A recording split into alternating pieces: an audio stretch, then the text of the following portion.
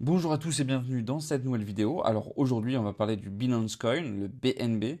Alors avant d'aller plus loin, je vous rappelle que ceci n'est pas du tout un conseil en investissement. Toute décision d'investir dans les crypto-monnaies comporte des risques, donc n'hésitez pas à bien vous renseigner et à consulter un professionnel si besoin.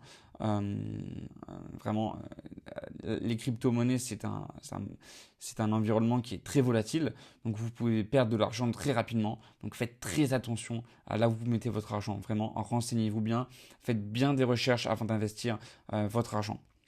Donc dans cette vidéo, on va voir les avantages, les inconvénients du BNB et à la fin de la vidéo, je vous donnerai mon avis final avec une note sur 10. Allez, c'est parti. Ok, alors on va voir déjà les avantages et le premier avantage c'est l'utilité multiple. Parce que le BNB a une réelle utilité au sein de l'écosystème de Binance. Il peut être utilisé pour réduire les frais de transaction sur la plateforme Binance, mais aussi dans des applications comme le BSC, la DeFi et même dans certains paiements et produits dérivés. Et cette polyvalence en fait un token pratique avec une demande constante. Deuxième bon point, la croissance de l'écosystème Binance. Parce que Binance est l'un des plus grands échanges du monde et la demande pour le BNP suit la croissance de son écosystème avec des innovations régulières et une adoption croissante de la BSC pour des projets de finances décentralisées et les NFT. L'importance du BNB ne cesse de croître. Troisième bon point, le programme de burn régulier. Parce que Binance procède à des burns trimestriels, c'est-à-dire qu'une partie des BNB en circulation est régulièrement détruite pour réduire l'offre totale. Et ça crée en fait une pression haussière sur le prix à long terme, car l'offre diminue au fur et à mesure du temps. Quatrième bon point, euh, c'est un partenaire de confiance dans l'écosystème crypto.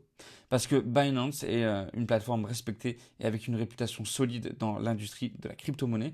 Donc l'association avec cette marque confère au BNB un niveau de confiance que d'autres altcoins n'ont pas. Et ça peut rendre l'investissement plus attractif pour ceux qui cherchent un peu plus de stabilité dans cet univers volatile.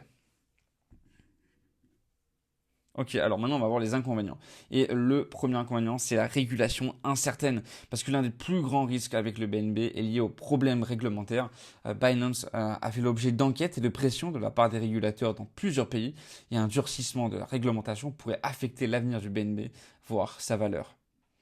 Deuxième mauvais point, la concentration de pouvoir. Parce que le BNB est fortement lié à l'exchange Binance, ce qui signifie qu'une partie de son succès repose sur la bonne gestion de cette plateforme.